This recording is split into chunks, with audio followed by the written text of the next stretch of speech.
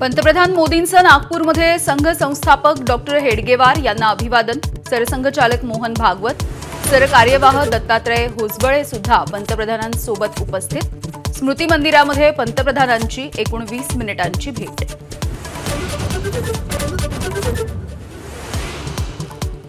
पंतप्रधान मोदींचं दीक्षाभूमीवरती डॉक्टर बाबासाहेब आंबेडकरांना अभिवादन।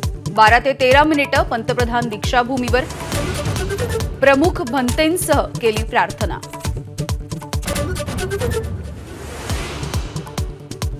पंतप्रधान मोदींचा हेडगेवार स्मारकामधला अभिप्राय एबीपी माझाच्या हाती।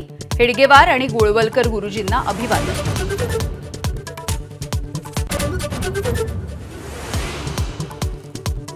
विहिप बजरंग दलाला नागपूर हिंसाचाराचा जाब पंतप्रधान विचारणार का? मोदींच्या दौऱ्याच्या पार्श्वभूमीवरती काँग्रेसचा सवाल।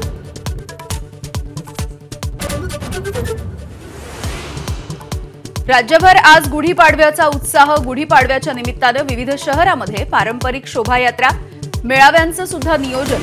नाट्य, सिने कलाकार आणि नेते मंडळींचा सुद्धा सहभाग।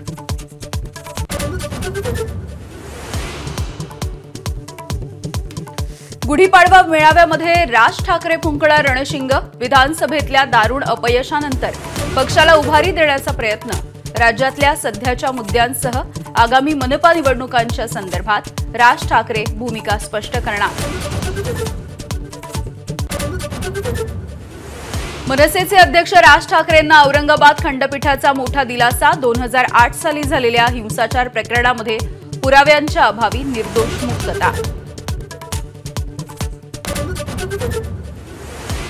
कुणाल कामराला 3rd डिग्री देण्यावर मंत्री शंभूराज देसाई ठाम। कबुली न दिल्यास टायरमध्ये घालून पाहुणचार नक्की, देसाईंचं पुन्हा एकदा वक्तव्य।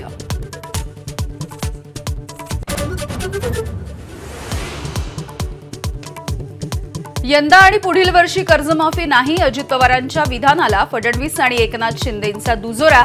तर अजित पवारांनी विश्वासात घेऊन भूमिका घ्यायला हवी होती, शिरसाटांकडून अप्रत्यक्ष नाराजी।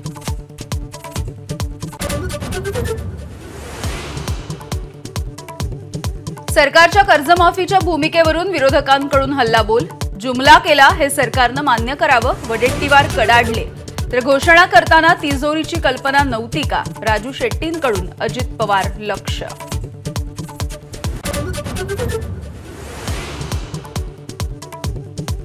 धनंजय मुंडेंनी मुलांना स्वीकारलंय, पण करुणा मुंडे पत्नी नाहीत। वकिलांचा कोर्टात दावा।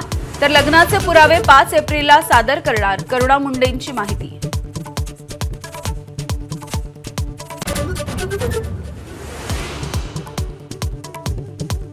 वाघ्या कुत्र्याच्या समाधीचा वाद चर्चा करून सोडवू शकतो, फडणवीसांचं विधान। तर छत्रपती शिवाजी महाराज आणि संभाजी महाराज हे एकच वाघ, उदयनराजेंची प्रतिक्रिया।